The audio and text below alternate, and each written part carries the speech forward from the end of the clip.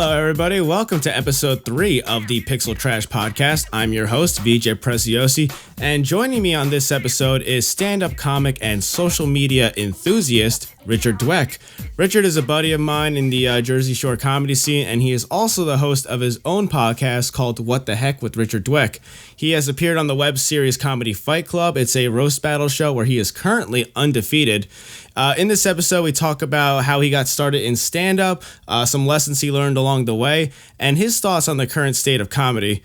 This is the first episode of the podcast that is shot in person, so it's going to look pretty different, but it was a really fun hang. It's a little rambly, but I hope you guys enjoy it. So here's a quick clip of Richard's stand-up, and we're going to get straight into the podcast. I'm getting older, I always feel like I'm going through, puberty still. It's really, annoying. I couldn't grow that much facial hair, and then last year I started, growing it a lot more, so that was new. I got nose hair, which is not, which I hate, because it's what am I supposed to do with this? I don't know what I'm supposed to do. And, I walk downstairs, and, my knees crack and stuff, and it's just, it doesn't hurt, but it's annoying. It's hell. So, I fear birds. I have a phobia of birds. It's debilitating because, even ducklings scare the crap out of me. All right, joining me now is my buddy Richard Dweck. Richard, how the fuck are you, dude? I'm doing pretty well. You're doing well. Richard, you are one of my favorite comedians to watch because I remember seeing you. I saw Richard for the first time at Porta, which is a place in Asbury Park. That was one of the first ones that I did. That was maybe the third one. Yes, I did. What was that? 5 years ago now? Yeah. That was Alyssa Stevenson's. She is the one who came up with the name for the podcast that I have, What the Heck with Richard Dweck. Oh, man, dude, 30 seconds in, you're already plugging your shit. Sorry. What a fucking record. No, that's awesome. Am I being coming off as on the... No, I think that is awesome. That. You're immediately I know how the business works. I'm getting straight to my shit. I'm fucking plugging this. Well, it's just so funny, I haven't seen her in a couple months, Alyssa, but she's great, and... It was way before, I even thought about having one. Well, I thought of having one, but this was, 2016. Maybe even sooner, honestly. She was when I was with her, at the Crust and Crumble, she's like, if you have a podcast, you should call it What the Heck with Richard Dweck, and I was like, I'll do that. And I hope to have her on soon, but, Oh, you actually haven't had her on yet? No, she's not on... I think she's on Instagram. She's not on Facebook anymore, and that's really hard because that's where I usually reach people from. Yes, it is. And it's so funny. I got Gianmarco Sorenzion, and he's a professional comic, and he not this amateur shit that's going on. It's so funny, to kind of say that it sounds shitty, but it is. And I just I messaged him on Facebook Messenger, and then I was thinking I probably should have messaged his manager or went through his website, and he just messaged me back 5 minutes later and was totally cool. I think when it's something like a podcast or something more casual, they don't need you to go through the business of it. If it's a podcast say Rogan or something where it's there's going to be a lot of eyes on that. I was to me, I just, it was one of the first, not first, but it was a podcast that I went and edited. Usually I don't do a good job at editing, but this one I got an editor type of app, and I was I'm gonna make this at least sound good for him. Do you have any? Do you have a computer or a laptop at all? So basically, what I use either two things. I use my phone, and then I use my my iPad, and then I'll use whatever type of app I can use for editing, and it's lazy I use Anchor, which is... Not great. But the one upside to Anchor is that it puts it out on everything. That part is good. It puts it out on Spotify and Apple Podcasts. So that's kind of why I used it, is it puts it on there, and I don't want to change the format because I don't know if it's going to stay on Spotify if I do that. And the thing that sucks about Spotify is they don't let you, until you're verified as, a... celebrity, I guess, they don't let you access your podcast, as a person, Oh, really? I've been trying to figure out how to do that. So I can only look at the analytics through... Anchor, right? Through Anchor. But I want to look through Spotify because then I'd be able to do more things probably. But doesn't Anchor give you the analytics for Spotify? Yeah, it does a little bit, like half of them. Like, half. This is like small percentage, and the funny thing is like my percentage is like mostly male, mostly Gen X, like older Gen X, and it's like I'm like, oh, this is so like interesting to me, like, oh, this is like. And then I'll say, like, I don't have enough women viewers. I gotta get more of that. Oh, can I see the female reboot of What the Heck with Richard Dweck?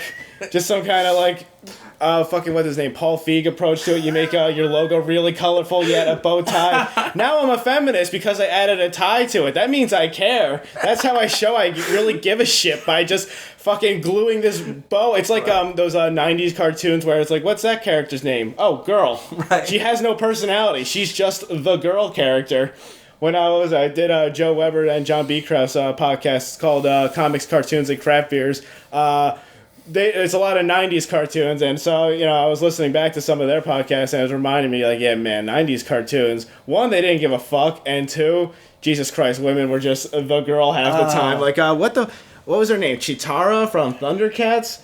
What the fuck was her personality? Yeah. The girl, Lola from Space Jam. The girl. It took till the Space Jam, or not Space Jam, the Looney Tunes Seinfeld approach show, whatever the fuck it was, where they actually gave her like a personality. That was good. I heard it was actually not that bad. It was I know people were mad. That makes sense to call it like a Seinfeld. It was like Seinfeld. Well, because it was they were grounded in reality, because it wasn't so much about slapstick comedy. It was more about the Looney Tunes. It was like conversational, which was really interesting. It's an interesting approach to take that with the Looney Tunes because they're so not that, but slapstick is something that is kind of going away a little bit, in, especially at least with children's TV. It's like toned down. Like you look at old school Tom and Jerry, and it's like Tom gets sliced up with a sword, and then he falls to pieces, and you see like the red meat. But then like a lot of things now, they cut away before the contact of the head. I think SpongeBob is actually one of the last shows that's still getting away with slapstick. Like I don't watch a lot of cartoons nowadays, but the one that I did watch that's newer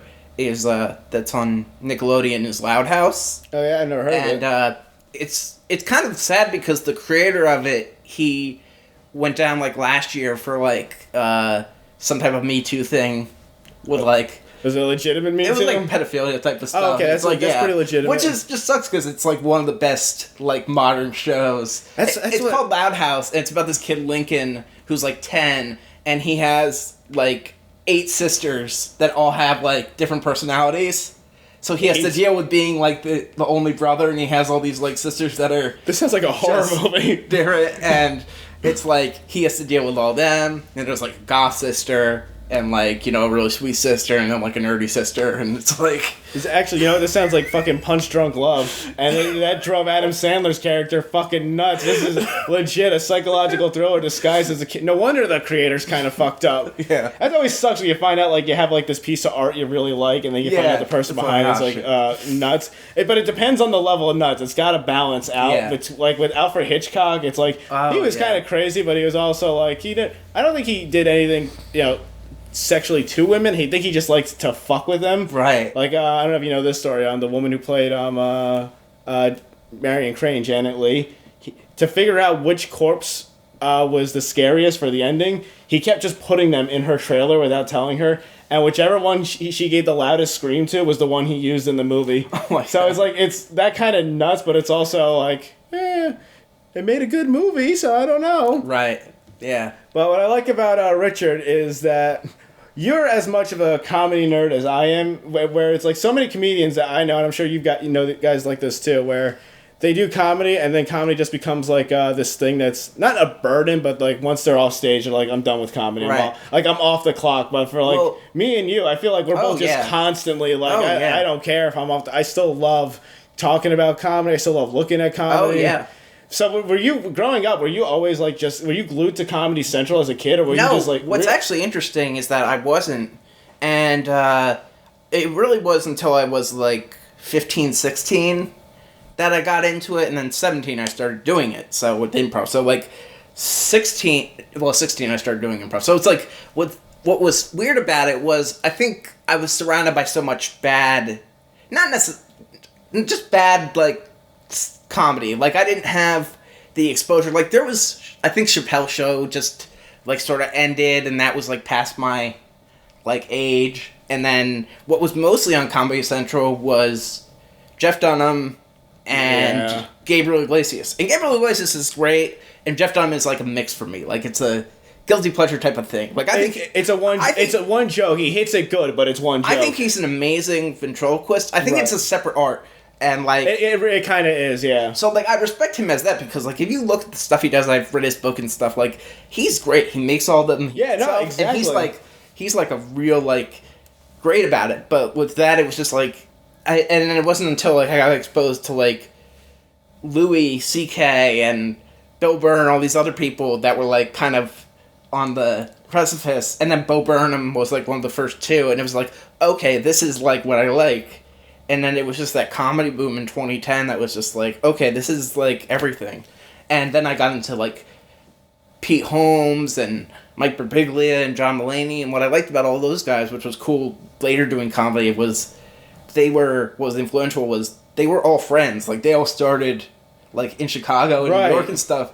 And it's like, that's so cool to, like, start with, like, your buddies that you, like, start on because you the same time and you all become successful. Because everyone, when they're on stage, you give off such this, this stage persona, this stage presence, and people forget that when, off stage, you can function as a normal human being. Oh. And it's like, Dane Cook and Bill Burr started out together and, like, super good friends, but if you just watch their stand-up, you would have no idea at all because they're so different. Yeah. Same with, I would say, Mark Norman and Sam Morril. Like, their on-stage personas are very different. Their sense of humor is, like, very similar, but the way they do it is so different. Is so different. Yeah. And so when you hear them together and see them on, like, say, their podcast, it's like, holy shit, you guys just fucking bounce. And it's so interesting how people that are, like, comedians that are so different can just, like, bounce off each other, and you don't get that when you watch it on TV because you're just you're just seeing the character, you're just seeing the persona. But when you know the backstory, it's like, holy shit, this is a bigger pool than I thought it was. So you said you started off with improv. Why did you go to improv before stand-up? Was that just what there was no stand-up in the area that I lived in. So there was this improv teacher, Keith, he has Improv Jam, that's been around for years. And it was always my sister, is 4 years older than me. It was always her, like, she wasn't involved in it, but, like, her, like, age group was really, like, into that. And he was actually a middle school teacher for a little bit. He taught improv as, like, a drama teacher. And he got fired because he got caught smoking. Oh, thank God! It's like the older kids, and like he was very like. You ever see School of Rock? Yes. He was like Jack Black's character, like that type of like. Was he smoking with the students? So he was like smoking with like the older students. I guess the like. That's a little weird, buddy. Like they caught him and they just. Now he's a college professor. He got his, Well, at least those kids are old enough to smoke. So he's, but he's very cool. So he, so I was in my music class because I took vocal class when I was singing and in high school, and it was like single singing by yourself, like learning how to do that. And I saw like on the flyers right on the last day, like last couple days of school, I saw this flyer for Improv Jam, and I knew Mike from him being my teacher, so I was like, oh, that's my way in. Pete Holmes, all these great people, TJ Miller, all these great people that I love in stand-up. A lot of them started out in improv, so I was like, that's what I'll do. And, this wasn't, like, UCB type of stuff. This was just local short-form improv. And it was just, like, cool. And, like, my first like, time there was actually one of the people that was actually in my first group is Heather Lowry. Oh, yeah? Yeah. I think I know her. Yeah. She's what? I think she's a comic from around here, actually. Yeah. She used to run the Brighton Before Angelo. Oh, did she? Okay. Yeah, her. Yeah. And then a year later, when I was in a different, like, same type of improv, same troupe, different class, was with Molly Miller. Okay, I do know her. So that's how I knew her. And her and her friend Sarah, and they were, like, best friends, and they were very funny. And we were just, like... I would always think, like, this is, like, they're going to kill me with how much they're making me laugh. Like, I can't breathe. This was in high school, right? So I was still in high school. I was, like, 16. Was this improv class at the high school? No, it was in do you know where the Count Basie in Red Bank? It was in there, like in that area. Okay. It was at Count Basie at one point, and at one point in Red Bank, there was this first place that it was at was like a children's like nightclub type of thing that they always used to have like kids parties, but it was like a nightclub like for children for like. Yeah, that's a weird environment. It was very weird, but we got moved to Count Basie, and then we got moved to Where Music Lives in like the last couple of years that I did it, and that's in on Cookman. Okay, and, I know exactly where that is. That's and they started having comedians there. Like there was a couple people that don't do it anymore. Dylan Monegan was in my group. I do know Dylan. So he was in my group, and then we saw Mark Henley and all these people coming. And they would open for us, because I was on there was two teams. There was, like, two groups. There was the, like, A squad, they came on, like, Sundays and did, like, an hour of stuff. Or maybe it was the same day. They did, like, same night. They did, like, the same... They did way better than us. They were just older people. And more experienced, and they were great. And I was always on the B squad, which was, like, yeah, people trying to find their voice. But it was, like... What was cool about it was I couldn't do voices, I couldn't do characters, I had a few, and I was just like, to me I could just exist. Like, that was the thing that was cool, was like, oh, I won't, like, when it's sink or swim, it's like, oh, I won't sink, I can hang. You can, and I was going to touch on this before when I saw you at Porta, is that a lot of your act is carried by your personality, because your personality comes through so strongly on stage, which I think is like a really good benefit, because there's so many times you can see a comic go up there and their jokes could be great, but it's like you just feel like a robot telling it. But for you, it's like the joke is great, and then you can be carrying it with your personality, and it hits harder for home. So when you started doing improv, like, did you watch improv at all? No, I didn't really know much about it, but like to me, what was kind of interesting was learning how to be in that environment and learning, like, okay, it's an easy place to learn how to, like, fail. It's like, oh, you can fail constantly because I'm surrounded by all these amazing people.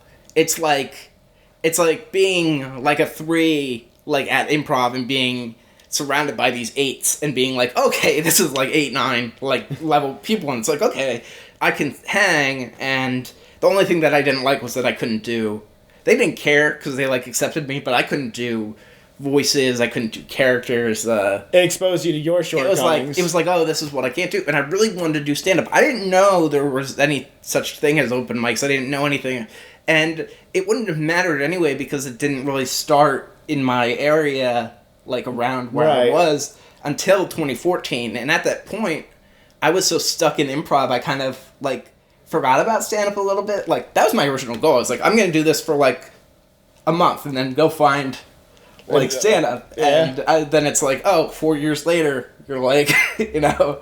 And only with those guys, seeing them at Where Music Lives, and Mike asked me, he knew I wanted to do stand-up. He's like, do you want to try it? And I was like, sure. And I did it twice, opening the show, and I bombed terribly both times. But I asked Dylan, I was like, where do I go next? Like, what's the place? And he told me... what, Dublin House? No, he told me... that was next. He told me the Crust and Crumble. And that became... Crust and Crumble is in Asbury, and that was one of my... I don't know if it's still around. It probably is. I don't know. I have no idea. But it's a pizza place, and they had stand-up there. And it was hosted by, like... 3 people, and then two guys, Dan and Rob. And Dan Cagliari, his mom is transgender. Do you know Julia Scotti? Julia Scotti. Because he's like a famous transgender comic. I don't think so. And, well, that's his mom, like previously his dad. But it's interesting, like, it doesn't matter, they ran. Brave. So those two guys, they hosted it, and, it was just like, it was, they stopped it last year, and it was devastating to me because that was my favorite. Like, stopped it one to go. It was like, just a casualty of COVID? And like, to me, it was like, Jack Stagger would always, pitch to replace it, and I was too scared, but I wanted to say, like, I'll take over and host it. Like, I love this, Mike. This is my favorite one, but it was just like, we had a lot COVID hit, we're just like, oh, shit. COVID took out a lot of casualties. what's cool about, like, seeing everyone, like, people don't know this. Well, some people do now. But, like, the Brighton is weird because I know so many people from that for years. Right. Like, I knew, like, mentioning Jack Steiger, he's so different now. I knew him when he was, like, he's probably, like, 32 now. I knew him when he was in his mid-20s. Yeah. And, like, you know, crazy, in a good way, and, you know, not I knew Dan pretty early on, I guess. Like, he was, like, 4 years in to doing stand-up, so... Caprio? Yeah, Caprio. Oh, yeah. Caprio was interesting because He hasn't fucking aged a day since I met him. How I met him was, I was at a show at the Stress Factory, and it was hosted by... it was like an all, like, black comic show. It was hosted by Gordon Baker-Bone. I knew that one. And I was, like, maybe a year and 6 months in. And I talked to, like, you know how people talk about when they have a child? Like, they say the months. That's kind of how I talk to comedy. I was like, I'm 14 months. I'm 18 months. Whatever, Karen. Such a weird thing. So I was like, well, it was a big step for me because I saw all the comics. Like, they weren't hanging out. They were hanging out in public. Like, and I went up to them and I was like, you know what? I'm technically a comedian now. And I went up to them and I saw Tiz first. And he told me about his mic and... the George Street Co-op. The George Street Co-op. And that's how I went there. And that was really cool because it was just like this whole diverse place. They're very... that's an interesting mic because it's so... And like... It doesn't feel like a comedy mic. It feels like a poetry slam mic. Yeah. So, because it feels like that, it's like so... The room is so intimate. Yeah. It's a very closed space because it's basically, for those who don't know, it's like what the second story of a vegan shop? It's like a vegan shop, organic shop. Yeah. So I mean, in that place, and that mic is closed right now because that guy is very, very left. So I mean, that building's gonna stay closed forever. That guy is so left that there was a house fire, he would light some sage to make sure the chakras were all in line before it burned to the ground. Yeah. But that room is so, like, intimate that, like, even if you have a bad set, you could still kind of, like, get to know everybody. And it's not, it's very much, might sound like an insult, but it's like the Planet Fitness of open mics. Like the judgment-free zone. Yeah. And it was just interesting the first time that, I think it was, like, the first time that I went there, I met Dan, and he immediately started roasting me, and then afterwards, like, I was cool about it, and then afterwards we just talked, and we hit it off really well. And he got along really well with, like, my mom and stuff, and I was like, this is, like, great. This guy's, you know, awesome. And it's so funny now that, like, me and him sort of have this rapport on and off stage. Right. And people don't know. People know now, like, in the past couple of months, I think, in the past, like, year, of how close we are. Because people didn't know that we are actually, like... I talk to him a fair amount on, you know, as much as I can, and he's very... He has his opinions on stuff, but he's also very, like, brotherly in a way, I guess. Comics are interesting, because there's so many times where I'm talking to, like, you know, co-workers or just people in regular life where I feel like you don't get it. It's like I'm making a casual statement in conversation, and they think, they're like, oh, he's a comedian, he's making a joke right now. It's like, no, I'm just really just talking to you. This is how I am. And it's just this weird vibe where it's like the comic moniker above your head can never go away. But then they have their very, like, boring standard thoughts. Let's talk about the weather, blah blah blah. But then you talk to a comic and it's like you're just fucking whacking the ping pong ball like back at each other. It's just like it's such a different vibe. Even if you're not saying anything funny or you're not trying to make jokes, just the energy and the vibe, like, it just constantly goes back and forth. And Dan's very much that kind of guy where you talk to him, you can just keep going for fucking hours. There was one time I was over his place doing we were doing a Laughing Hell Hotel, and I want to say I'm trying to leave. Me and Elzar are trying to leave. It's like fucking 2 in the morning almost. And this is back when Dan drank, so this is like a while ago. And we started talking in the kitchen, and we just went back and forth to the point where me and Elzar didn't fucking leave until 3:30. We have an hour drive home. I had to drive to fucking South Amboy, drop him off, and then head back to Middletown so I could try to sleep for like 4 hours before I had to go back to work. Right. It's just that thing, like comic energy. We bounce off each other insanely. And you've gotten so good at, as you mentioned before, Dan likes to roast you. You've gotten so good at just like taking it from Dan and just taking it in general. Because for those who don't know, Richard Dweck had a roast last year. Was it? Yeah, December 2019. December 2019. It was a great roast. The reason why that came about actually is interesting. Like, people just think like I did it because, you know, the reason why I did it was I had a bad habit of when I went to Brighton Bar Mike, which is now gone, is I had my schedule.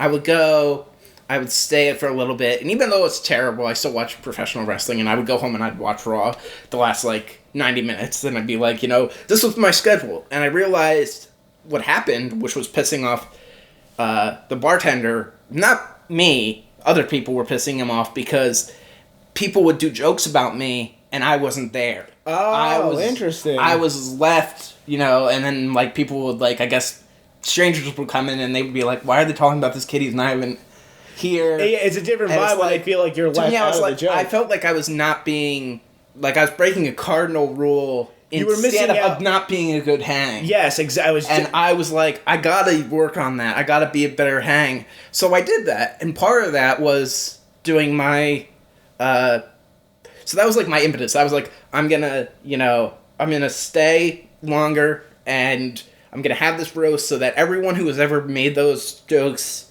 and wants to and is used to it, because it was getting out of hand. It was tongue in cheek, but it was I could tell that it annoyed the bartender Mike, at least. Right. Who I'm pretty close with now, but it's just I could tell it was bothering him. And Angelo was cool with it, but I could tell he was because when you're not in the room, it almost feels like a behind the back bullying sort of thing. And to me, the thing that was kind of hard for me, because I like being made fun of by other comics. It's the way that I put it is I had such a hard time being made fun of when I was in high school and even younger. And I think part of that was my fault. I had very thin skin and kind of not in a bad way, but I think egotistical, and I didn't like being made fun of.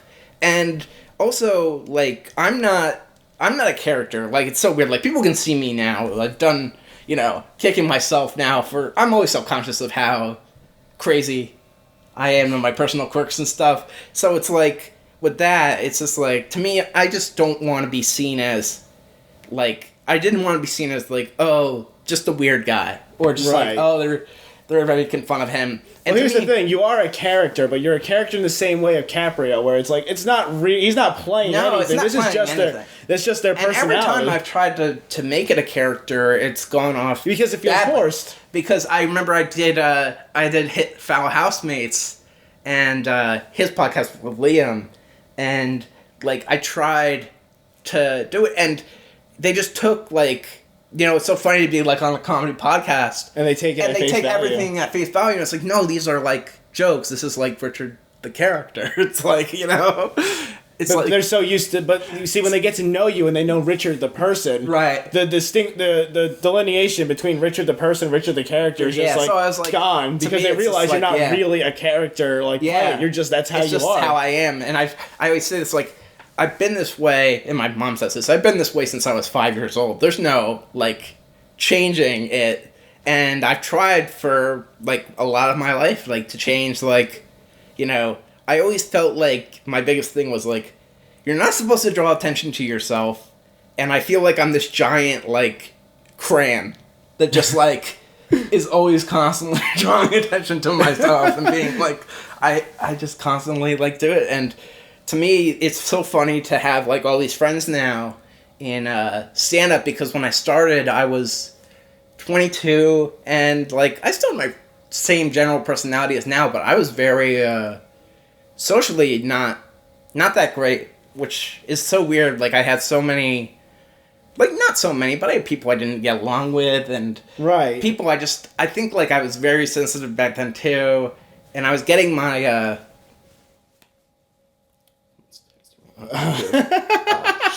Atlee. He's got to catch a plane. I'm sorry. Sorry about that. So anyway, I'm sorry, what was I talking about? I was rambling. I was rambling. But I was gonna say this because you said you weren't a good hang. And that's where I was at. I was just young, and I was just like, I was eager to do stand-up, and I had these, I guess, expectations socially of what I was supposed to do. I was looking at everything from a business perspective. Right, so you're thinking like the professional hang. I was like, hand out business cards. I have to be like, and then I realized like, this is like people are taking this way less serious than me. Well, when it's an open mic, the hang is a totally different vibe than an actual showcase. I was always like, I gotta be cool. I gotta be like respectful. I gotta be like cool. And it's like, I just got like parts of my personality came out, and it was like, okay, that's the guy now. He's that guy now. And it's like you have to expect, like, everyone has their, they might not like it, but you have your persona. Not even your persona, you just have your personality that people think of you. Yes. When you get, not on stage, I'm not talking about on stage, I'm talking about as a person. Right. Like, everyone has that at work. You're like, oh, that's the crazy guy at work. And then it's like, you talk to that guy, and it's like, oh my god, he's nuts. And then, you don't know what he's thinking. And he could be like, I'm not nuts. I'm not the crazy guy. People respect authenticity more. If you're coming up to them and you're trying to, it feels like you're being disingenuous and approaching it like a job interview or something. Yeah. They're going to be like, well, this guy is just trying to get something out of me or something. But when you approach them like a person, they can just hang with you. And if something comes up naturally, like if you approach somebody and just be like, oh, very good sense, and I was very impressed with your material. So I schedule a podcast. It's called What the Heck with Richard Dweck. Right. It's a very prestigious podcast. Yeah, you'll come up like a douchebag, but if you go up like how you are, and just be like, I really liked your set, I really like this joke about this, and you just talk to somebody, eventually just bring up, so I do a podcast. Right. People will respect that so much more than if you talk to them like they're an asshole. That's why I always tell, like, when younger people in comedy, like, I ask for advice, that's the advice that I give is, on top of all the regular stuff that people tell you. The typical write a joke and all that shit, don't steal. The thing that you have to do is erase the word from, I don't know how this got into the lexicon, erase the word network and networking from your vocabulary, and all you want to do is find dope people to hang out with. Right. And those are the people who you will do shows with, who will book you on stuff, and just focus on being a good hang. And not in a cool way, you don't have to be like, not your personality. Right, yeah, just to be someone. But find your friends, because we're all comedians, and you're gonna find people who you mesh with. Right, well, the thing is, too, with the hang, is a good point, which is, no matter how different anybody in that mic, or in that room is, comedy is what we all have in common. Right. So there's always a default thing to go to. If you're standing in fucking line at Target and the person in front of you wants to strike, what are you going to talk about? The fucking weather? Right. Who gives a shit? But with comedy, it's like you always have one person, or you always have that one thing you can talk about. So there's no reason you can't hang, basically. The only reason you couldn't hang is that the person you're trying to talk to just doesn't like you or doesn't respect you. And in which case, move on to somebody else, because anyone who's going to be that kind of a dick, you don't need to interact with. The way that I sort of put it now is the way that I was looking at it is with comedians and how we interact with each other is, and how I sort of approach it is, it feels like we're infants, like pretending to be like businessmen, like we're in suits, like we're these babies in suits. Accurate. It's like, we're always going to be. We're not going to be professional. I feel like rock stars and actors do it better, where like they can do the red carpet thing and like be charismatic and hang with people. We're more like weird, just socially. Well, with comedy, you're like learning how to be a person. Well, with comedy, it's different in the sense that I feel like a lot of and this isn't true for everybody, but a lot of actors and musicians, they work their road, they work their modern set, but then they have like that one thing that propels them into where they are. With comics, it's just like a constant upward climb, and the people who do have that spike and go up, they don't last. Right. Like you look at Dane Cook, he had that spike, and now no one really cares about it. And you bring him up now, and everyone treats it like you brought up like fucking some hacky dad shit. Right. And it's the same thing with not as much, but Dice. Big upward swing, and then now he's like mostly respected by comics and people who he impressed in the 90s. He's not really seeing people new that are seeing his stuff because you don't see him on TV or anything. I don't want to get too off topic, but I actually re-listened to a lot of Dane's stuff. Oh, yeah. And I was just like, the way he impresses me is, you know how Jim Carrey was known for like being the face stretch guy? Yes. Like he could make his... Dane Cook can do that with his voice. Yes. You can say whatever you want about like his level of writing skill, but his ability to do stuff with his voice is just amazing. Like if you look up that Speak and Spell bit, it's just amazing like how he can make his voice sound that way. Right. Like an actual Speak and Spell. And like, I think he is a good writer, but he was surrounded by people who were just so much better than him. Like he did tours with Gary Goldman and like Robert Kelly, and when you're doing tours with Gary Goldman, who's like a great writer, it's like you kind of look like you look lesser, right? But he was, he was respected, and he had, he was friends with Patrice, and Byrne, a lot of comics, a lot of people around our age and who saw him pop in on MySpace, like a lot of them don't respect him anymore. And I've said like Dane Cook, his humor style, I don't think it's not funny. It just doesn't age well. I think what it is, it's the same thing as Kevin Hart, where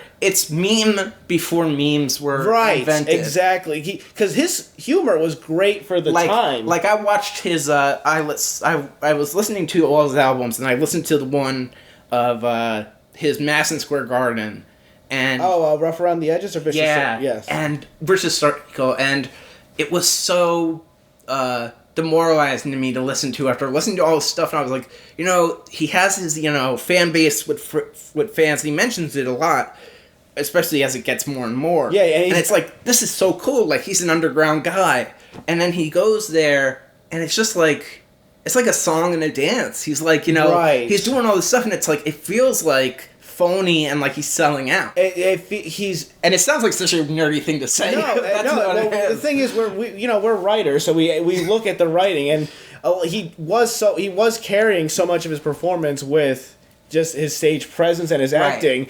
Dane Cook, whether you like him or not, he had a very likable stage presence. What was the issue was that he would, I guess, maybe didn't have enough material for an hour, so there were so many times he would start a joke, deviate off a side joke, do a little story in the middle of it, get back on point, and you can do that if it's a carefully crafted structure, like how Louis C.K. did that, the Why He Can't Date, and then goes into had the dog put down, and then it's all sad, and then brings it back to dating. Right. But that's a structure, but Dane Cook was just veering off like an ADHD junkie. He was like, what, I'm gonna take these, I think with his style, what he was initially was just like, I'm gonna be as goofy as possible, and it was in that same type of Jim Carrey vein of just like, I'm gonna be wacky, and then I think there was a force for him to be as he got like bigger to be more personal, and he didn't have that sort of like range in him yet. Like, I think he could do it now, maybe, but, like, back then it was like, you don't look as a person. I think that's a hard thing for comics, if you don't... I see that a lot with people now. It's like, if they don't look like they struggle in some way, that's the true part. That's just a way that just, like, kind of turns people off. Because you can, be, who he was. He can do that. He can try to... get personal, but the thing is, it's hard to showcase. You're a jacked, like, handsome dude like he was. Yeah, exactly. It's tough. It's the same thing with Kevin Hart. Like, Kevin Hart grew up with a lot of hardship and stuff, and, like, his parents and stuff, and, but he's a very, just the way he presents himself. Here's the difference with Kevin Hart, though. Kevin Hart's struggles come from being a husband, being a dad, and, business deals. The thing that's funny to me about Kevin Hart is how much of a business... he hustles like a motherfucker. Like, I remember when he was on Joe Rogan's podcast last year, I made a joke of, like, he could see, like, me eating a bag of chips, and he'd be like, I'm coming out with a chip brand, like, hard chips, like, that's what I'm doing, that's what I'm... No matter what you say about Kevin Hart, you cannot say he's not dedicated to the game. You can bring something up, you can bring up, like, I'm just drinking a glass of milk, he'd be like, I'm coming up with my own milk brand. Really, I just opened up a farm. Exactly. Kevin Hart fucking hustles. Like, I remember seeing his Comedy Central Presents back in, like, 2007, maybe? And I was thinking, like, this guy's going places. places. And then, like, 2011, I'm seeing this DVD on Target. I was like, yeah, he went to my job. He went to fucking TV. He's fucking everywhere now. Yeah. It's so crazy when you see, like, someone you think, like, oh, they're going to be somebody, and then you're like, holy shit, they are somebody. Dane Cook, I remember listening to his old stuff, and, because I've revisited Dane Cook's old stuff, too, just to compare it to his later stuff, and, what's the first Retaliation's a CD? Yeah. There's actually some, like, really good really great routines, stuff, like, the whole Burger King drive-thru. The Kool-Aid Man thing is still hilarious to me. The whole, oh no, mister, you fixed my fucking wall. Right. Like, that shit's actually, like, funny, but then, Rough Around the Edges, I know this is part of this is because a lot of that special is improv, but it's just so, there's so much padding in it. And Vicious Circle is more egregious to me because that one is, that the whole thing was written and there's still a lot of padding in it. What was Vicious Cycle, I think I just mentioned it, was just like, to me it's like, you know, I love callbacks. Callbacks are like my favorite in comedy. I love that. I think it's a great writing trick. But what I hate is when you bring it up. He brought it up right away as like when you reference something like you just referenced. It was like a song. It was like a song and dance type of thing. Right? Yeah, like, yeah. It's one of those songs through the motions. Right. It's one of those songs where it starts off with the chorus. He does a little bit of the verse and back to the chorus. It's like, oh, you didn't earn this yet. We just did this. Yeah. Yeah. No, I totally get what you mean. I remember seeing when I noticed Dane Cook's fame started to wane was when I saw, I think Isolated Incident was on Comedy Central. Oh. And, I was watching it in the background. I had it next to me. And I'm, like, on Facebook, and people on my Facebook just, you're not funny, Dane. And I was just like, oh, no. Because, he started off on MySpace, and now I'm like, oh, shit, was MySpace the place to be for you? Because Facebook is roasting you. And then I don't think he had anything until 2014 was like I think the last time he did. Last time he did anything. I didn't see that personally. I want to check it out because I'm just curious what he's doing now. And I know he's working on something new now. And I think like what's so cool is people sort of like to not that he didn't go through. He went through the ringer. He did. Yes, he did. But it's just interesting to hear people now, and like he's mentioned it too. Like not to their face, but like people that were so shitty to him now. Act like they weren't a part of that group of people that were shitty to him. And you mean people that were nice to him now? They're like nice to him now, and they'll be like, those people were made too mean to you. It's like, you were a part of that group that was talking shit about me. And it's so interesting to see, back then people were trying to like goat comedians into talking shit about Dane Cook. Like, I think Nick DiPaolo was on something, and they were trying to goat him into shitting on Dane Cook, and Nick DiPaolo's like, look, he doesn't make me laugh, but that doesn't mean he's not funny. I remember Marin was on Opie and Anthony with Patrice, and Patrice was talking about how like people have like, he was making fun of him for Marin for having comedy babies. Like people who do comedy now, kids who do comedy now, young kids who are inspired by Marin. And he's like, you have all your babies running around, all these kids that are trying to be like you. And like, he was like trying to make fun of Dane because he had Dane on his podcast. And Dane, I guess, there's a comedian I don't remember the name of, but Dane got in trouble, got made fun of for saying that guy stole his essence. Oh, Steve Byrne. Yeah, Steve Byrne. He's like, that guy stole my essence. So like, right, which was a dumb thing to say. Marin had him on his podcast, and he was just roasting him. Like, I was surprised, like, to hear Dane Cook like that. That Dane Cook was just sitting there and taking and being very professional. He's like, you know what? I'm gonna take this. I'm not gonna walk out. He said it multiple times, and he's like, I'm not gonna walk out. I know what you're doing. And he's like, you know what? I'm gonna take it. And it's like, so he's on that podcast, and after he interviewed Dane, and they're talking about it, and how much he gave Dane shit, and Patrice just goes off on him, and is like, really sticking up for Dane, and it's like, yeah, they were, they started out on the road together, they were friends, and it's kind of cool to, like, you wouldn't expect that knowing, like, kind of Patrice's personality of, like, oh, this is like, because Patrice was so good at different. Yeah, well, Patrice was so good at just being like Don Rickles, those warm insults. Yeah. So they probably were like, oh, Patrice is gonna have some good shit, and Patrice he could insult you, but loyal. Yeah, exactly. He was still like a decent human being. I feel like a lot of comics, like especially comics around our age, like guys who do it, at least, we look back and we're like, well, Dane Cook was just doing his thing. Right. Like, even whether you like it or not, he was just doing... It's like the public that hates him. It's like you contrast that to Mencia, where it's like, oh, no, comics hate him, and some people hate him. Right. But with Dane Cook, for some reason, like, the public just, like, I think it's just the public's humor style changed drastically, and Dane Cook did not change with it. I think everyone has their years. That's a big thing. Yes, that's true. You know, I was a big, I still am, but I was a big Pete Holmes fan, and he had two. He had two rises. He rose in, like, 2010, and then he got really big in 2014. He had his Pete Holmes show, right? TBS show, which I loved his stand-up. I loved his stuff. It was not good. The talk show? Corny interviews. Oh, yeah, he was terrible. Not good stuff, and I felt so bad because I was a fan of his. He was trying. And I was like, he was trying. Right. And it was like, it wasn't the fault of anyone else but his own. It's just they put him in a position that he wasn't meant for. And then 4 years later, he had his HBO show, which was great, and, you know, it was good. And I like that because it sort of, like, Crashing was great because it explained, like, it opened up the inside baseball of what we do for people who don't know stand-up. So, like, that's the one thing that always annoys me is, like, I can't talk to, like, someone who's never been a performer their entire life, and they're 40, and they work at, like, as a manager at, like, a Kmart. Right. And it's like, you have no idea why I do what I do. It's like, why would you subject yourself to that? Like, when I was working at Kmart, I was like, you know, it's just so weird. Like, one of my first jobs, people are like, you know, like, why... Well, first of all, thank you for running Kmart into the ground, Dweck. You did a fantastic job. Well, they're not, you know, right? But it was just, like, interesting to, like, see that, like, people whose dreams had died or people who didn't have dreams. Like, that was, like, what sort of really pushed me into doing it even more with doing comedy is, like, I don't want to be that person of just, like, oh, you just wake up and do this job and just, like, you have that life. And to me, I don't want to be...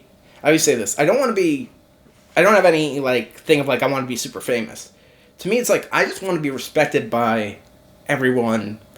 The, like, level that I want to be at is, like, just below, like a Gary Goldman. Like, right below that. Where, like, you can go on the road and you can do stuff. And, like, a Mike Birbiglia where you can be, like, he's famous. But he has this joke in his, like, set. It's, like, you know, you tell people that you're going to go see me, they're going to say, who's that? Right. But he's big enough to have his own fan base. Well, and that's sort of what I want. I don't need to be super, you know, famous, and I don't think that's ever going to happen.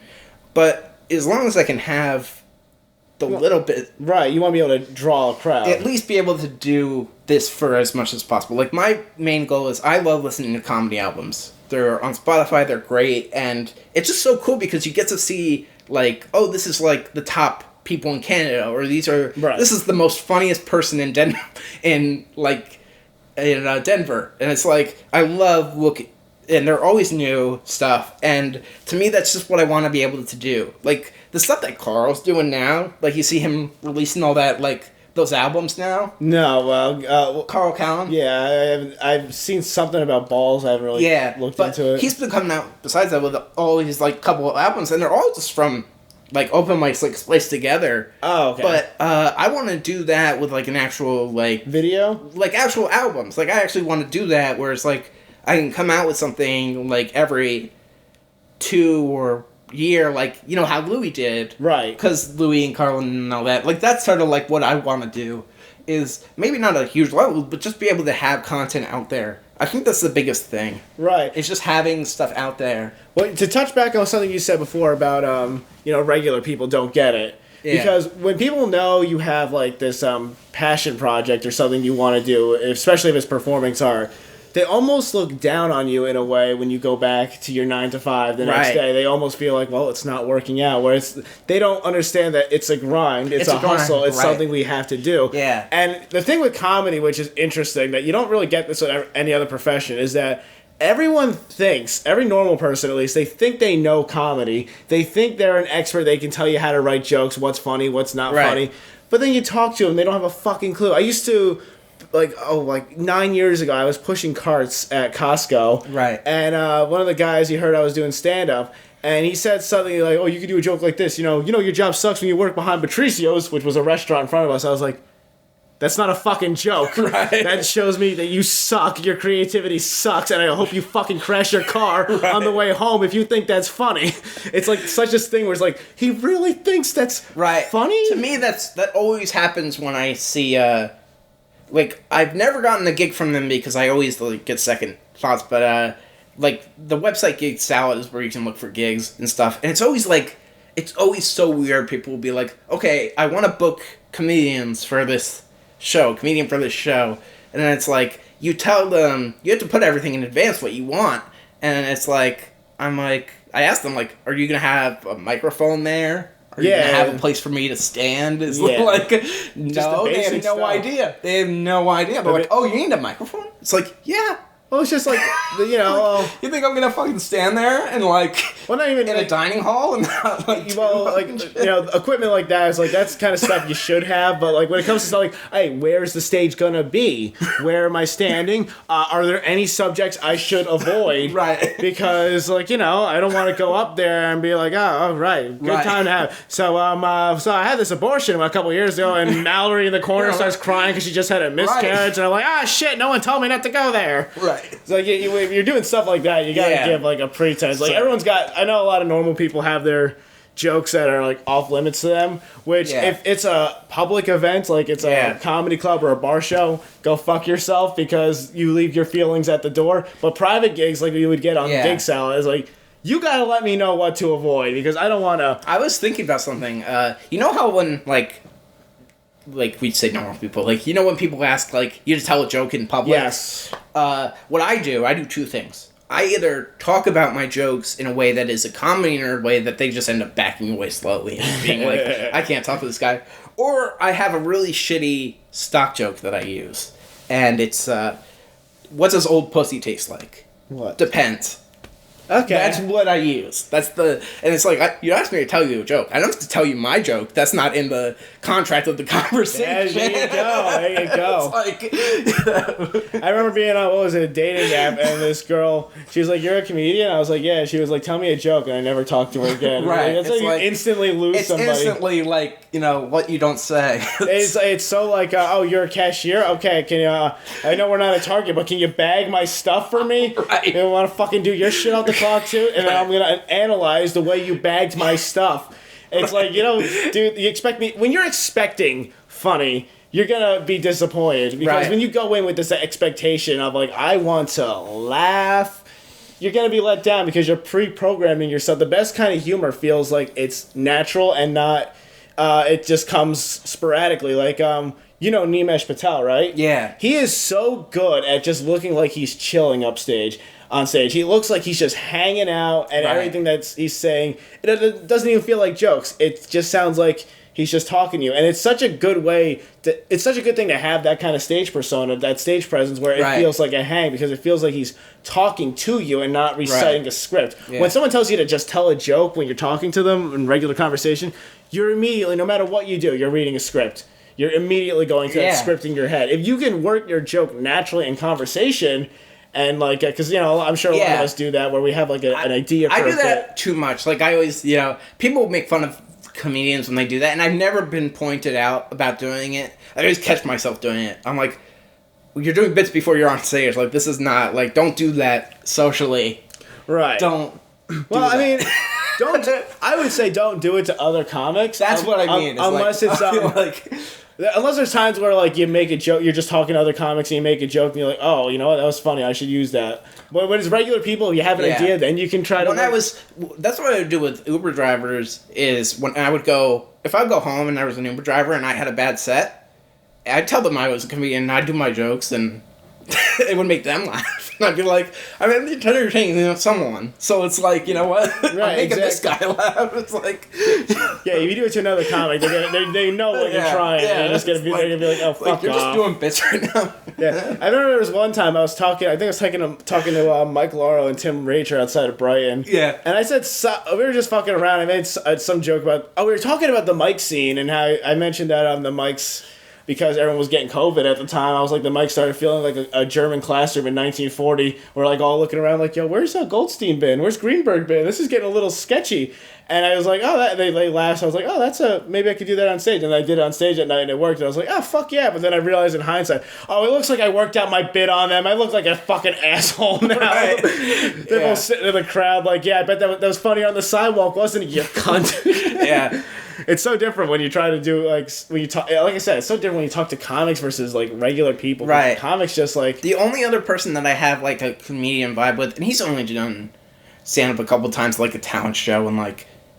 stuff is my best friend Timmy, and he was the guy at your roast, right? Yeah, we've known each other for like 20 years now. It's insane, and known each other since 2001 ish. So that's crazy. And he's very funny. Like he's just very, very funny. So when we're always together, like hanging out, like that's the best time for us to like make jokes and stuff. And it's like that's like the stuff that I think of.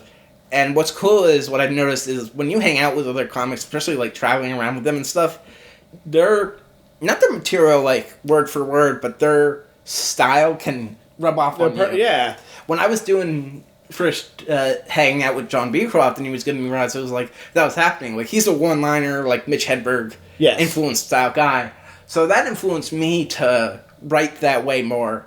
And I was like, that was actually pretty cool, because, like, I'm learning a new...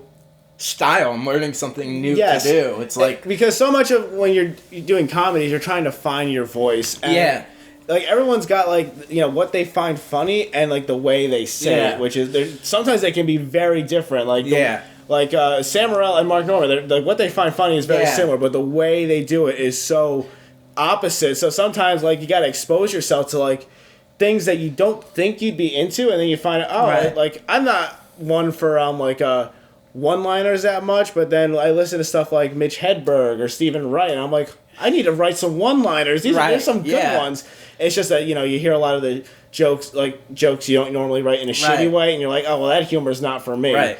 Like, because when I started, I was doing a lot of, I was so into Bill Burr and Doug Stanhope, and they're very rant-driven comics. Right. And I probably was, like, a rant-driven person at the time. Oh, I definitely did. Me too. I was, it's so funny how people, like, I always get, like, the common thing is, like, oh, you're so original and stuff. And, like, I don't think so. I think I went through phases, like everyone else does, where you don't copy, like, material, but you copy essence and you copy, you unintentionally. Everything. I was, like, if you've ever seen Mike Birbiglia's stuff before, he was a storyteller.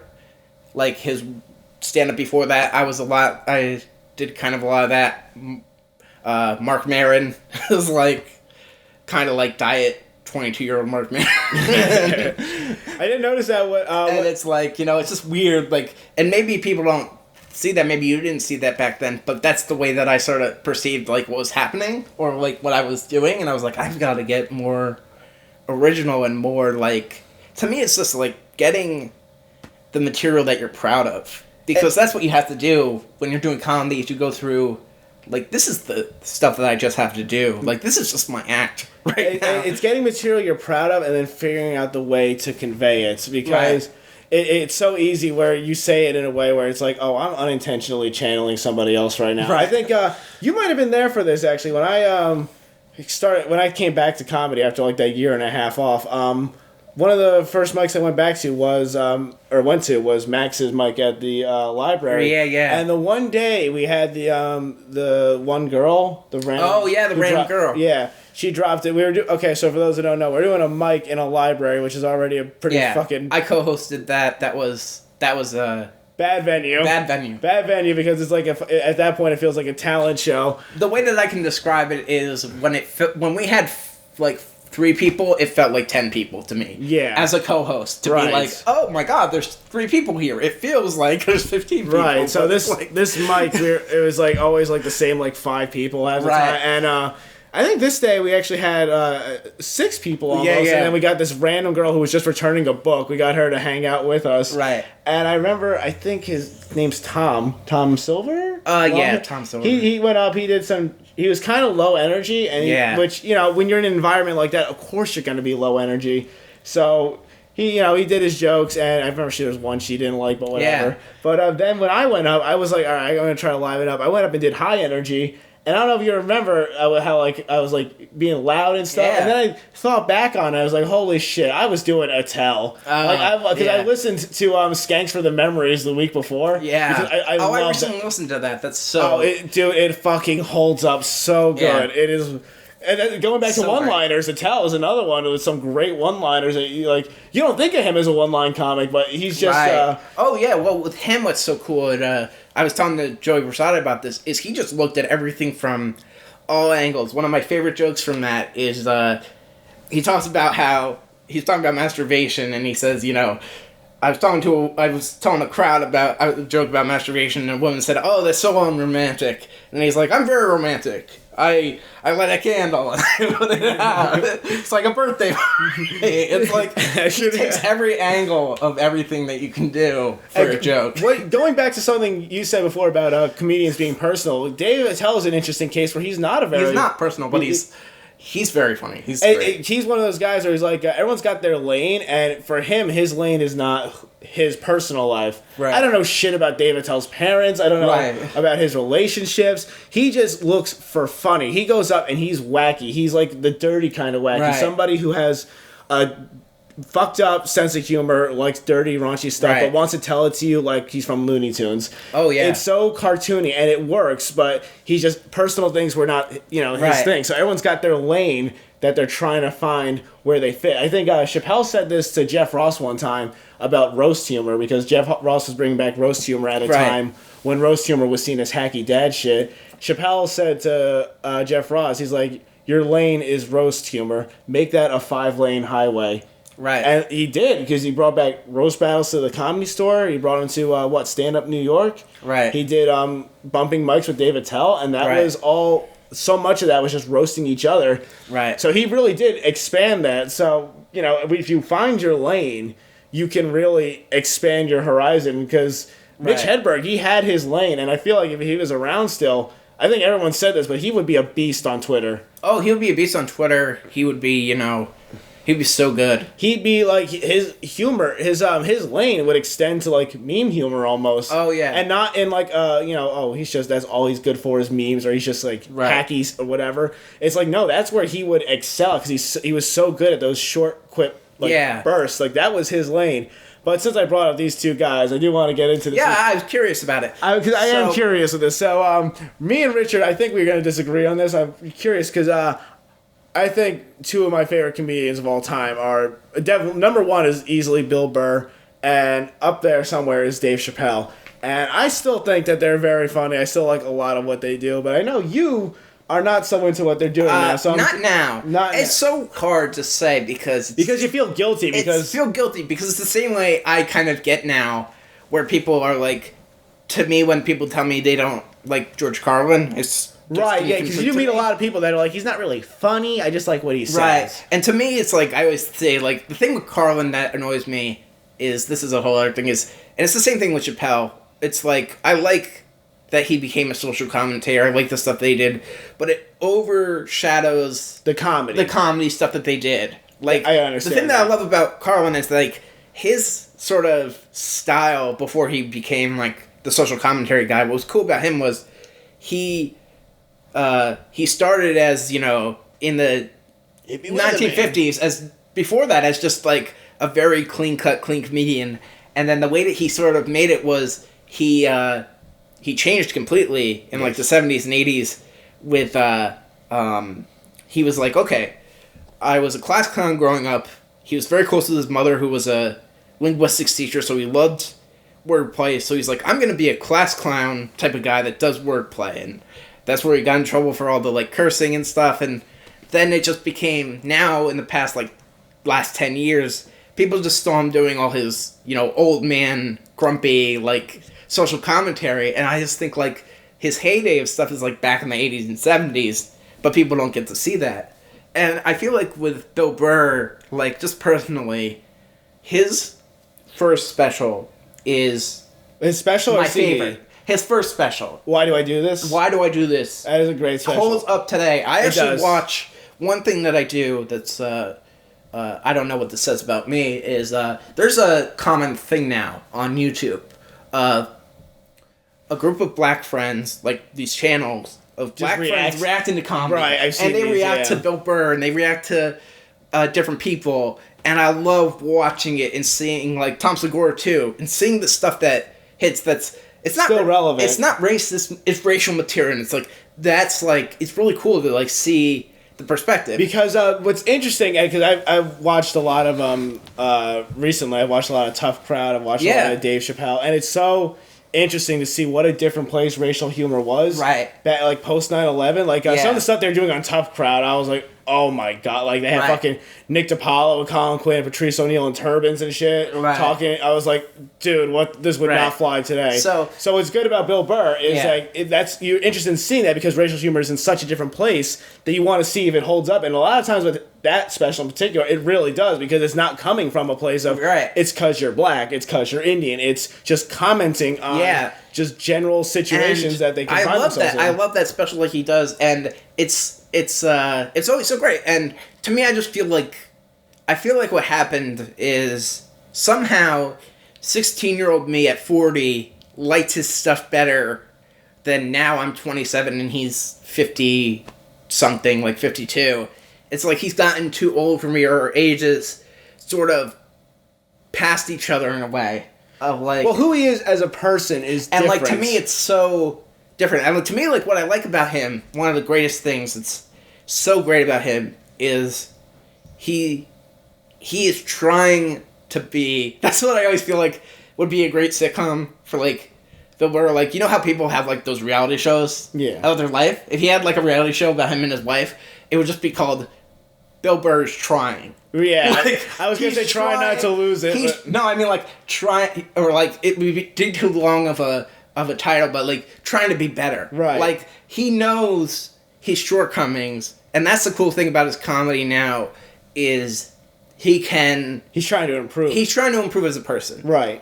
But I guess it's the growing pains in between that I can't, that are like off-putting to me. And it's like I want to like him, and then I hear something that he says, and I'll be like, old guy, and be like, Well, and I have to realize, like, from that perspective of, like. He is an old guy. He is an old guy. Right. You're 27, he's 50, whatever. It's like, you're not gonna. Yeah, he's a different. Because when we were seeing him, back in. On the Comedy Central days, he was not married, no kids. Right. He was in his 40s. Now he's got 2 kids. He's married, and he didn't have a show back then either. Now he had a show. I don't know if F is for Family is still going, but I think it's on his last season coming up. I like F is for Family. I think I have this opinion on him. I have this opinion on, or he has become a fantastic actor. If you saw the Pete Davidson movie that he was in, where he just played himself, he's honestly pretty good in it. Fucking great in it. And what's cool is like he was in like he was doing sort of the minor thing of like being a minor character in movies. Like he had 2 minor parts in he was in The Heat. In The Heat, and he was in the Will Ferrell and the other guys? No, the like Daddy's Home. Oh, movies. Was he in that? I didn't see that. That looked terrible. And he was a minor character that was like himself. And it was just like, that's kind of cool now. And now he can do roles like I don't watch The Mandalorian, but he's on that, and it's like it's cool just to see like I think as an actor he's gotten great, and I think like he's limited in his range, but when you pick the right character for him, he can do it. As a stand-up, I would never say Bill Burr is terrible. I put the badness on myself. The reason why I don't like him on myself. That's my issue. I understand how that feels. I love Bill Burr still. If I had the chance to go see him, I would instantly go in a heartbeat. And you know what? I probably would have a good time. It's just the big problem that I have now in comedy is I don't like overly advertised controversy. You mean when they bring up a controversy where it feels like this doesn't need to be? No, or they act like they're controversial before. I know. Okay, yes. Like, who I can't stand is I know he's super popular. Is it Adam Carolla? I know people like him. No, Andrew Schultz. Andrew Schultz, okay. Dangerous comedy, whatever. It's not fucking dangerous. Adam Carolla and Nick DiPaolo right now are two other ones. It's just like, I don't want to like go off on David Schultz, but the way that on Andrew Schultz, what I'll say about him is he is doing a version of comedy that Daniel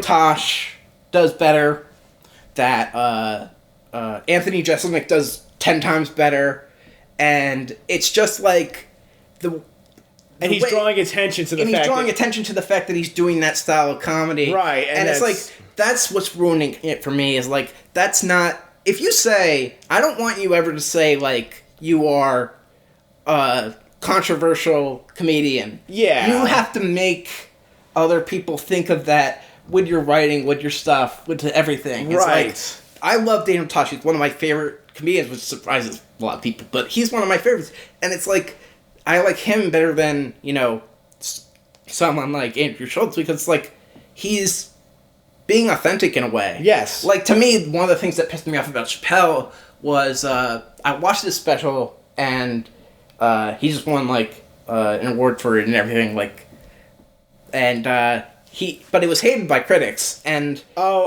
Sticks and Stones. Yeah, and what I hated about it was, I thought the special was, you know, fine. It was fine. It wasn't his best special, but it was fine. But what made me hate it was afterwards, I watched the commercial of it. And they have a commercial of it where he has a flamethrower, and Morgan fucking Freeman is doing a voiceover saying he's the most, like, vulgar, badass, like, type of thing. And I'm like, it's the kind of thing where it's like, what's next? You gonna take a photo with duct tape on your mouth and caution tape? It's like, yeah, exactly. It's like, it's like, you don't have to do that, man. That's not, you know. So to touch on something you mentioned before, because I also hate this too. Adam Carolla, when he was at the roast of, I forget whose roast it was. Oh, it might have been Bruce Willis. Yeah. Where he made this big speech about political correctness. You know what annoys me about him is he's only done stand-up a handful of times. And he calls himself a stand-up comic, and he's not. He's a radio guy who got into stand-up, luckily, through being... The TV show, right? From having the TV show, The Man Show, being Jimmy Kimmel's friend. He did not start as a stand-up. If you look at it, there's actually a video of him, his Just for Laughs, in like 2008. And it's painful, right? And it's just terrible. And it's like, there's people in the comments that are just like, oh, he's better on his radio show. It's like... Right. It's like, he didn't start in stand-up. You can tell different comedians of how, like, you'll see it nowadays with people a little bit, of the comedians who didn't start at open mics. Right. The comedians who started as actors, the comedians who started, like, at some other, like, online type of thing. It's like, you can tell they just don't have that polished, or even that, like, you can just tell about a person. It has done open mics, right, and they've done the road, they've done everything from... the ground up. The thing is, when you're doing that, you can do that. You can be somebody who does that, but it has to feel like it's coming from an authentic place. It's the same thing I have with Gervais. I think he's one of the best, like, writers. Like, you see the original Office, but his stand-up is... very spoken word, honestly. Very, like, it's... Yeah, and it feels like a presentation more than a comedy show. And it's just, like... I feel like it's someone who... You know, it's kind of unfair to me, but I know why it happens and stuff. And the way I sort of...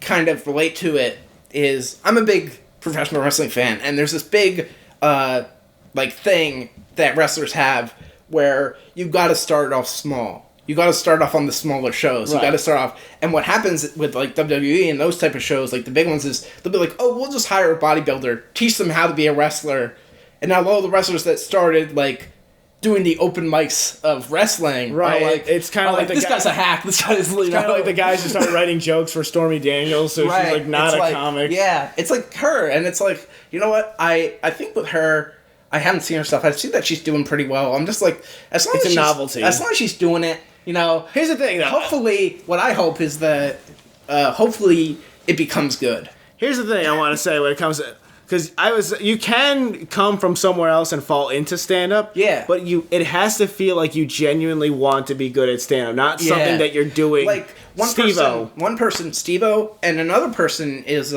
he started in sketch is who's very good at stand-up and started in his 30s at stand-up is Michael Ian Black. Yes. He's really great. He's really underrated as a stand-up. He is. And it's just like... I used to watch Stella all the time. It's just funny because, like, he came from Stella. He came from that world. And it was just him doing... He was doing VH1, the 90s stuff, and they're like, you know, the producers and stuff, they're like, you should do stand-up. He's like, I came from this already. I don't think I can do it. And he's like...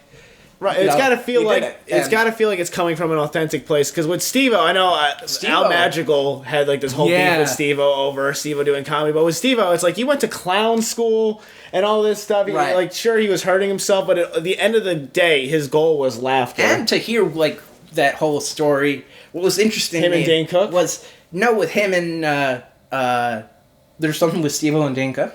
Dane Cook helped Steve-O learn how to write jokes. Oh, that makes sense because I just remember like when he was talking with Joe about the Al stuff. The thing that offended Steve-O was that he was really, really trying. Yes, like, he was like, I'm writing jokes. I'm going and I'm working at the comedy store. The comedy store. I'm doing everything that I can do. Right. And this guy is looking at me like I'm not doing that stuff. Exactly. He's like, yes.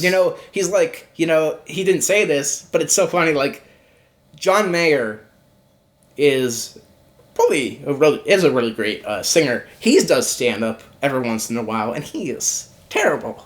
And he goes to the same place as Steve-O at the comedy. Yeah, that's when it's a novelty act. And he's like, he's terrible. Like, have you ever seen his stuff? And he would go, like, for a period of time in, like, 2015, 2016, and people just...